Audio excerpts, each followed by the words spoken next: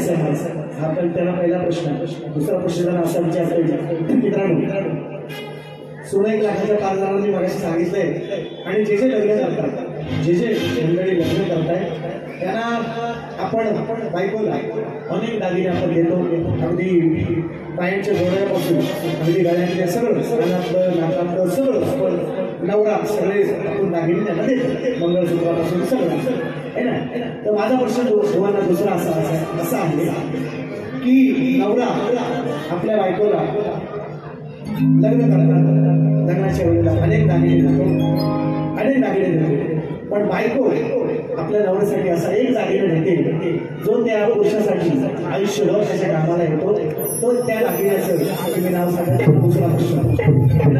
आणि हे विचारायचं कोणाला मी नाही विचारायचं की बायको आपल्या नवऱ्याला असा एक दागिना देते जो त्याच्या आयुष्यभर कामाला येतो. कारण नवरा सगळे दागिने लग्नामध्ये बायकोला देतो, पण बायको आपल्या नवऱ्यासाठी असा एक दागिना देते जो त्याच्या आयुष्यभर कामाला येतो. त्या दागिन्याचं तुम्ही नाव सांगायचं, कृष्णाचं स्वरूप सांगायचं आहे आणि त्या दागिन्याचं तुम्ही नाव सांगायचं आहे.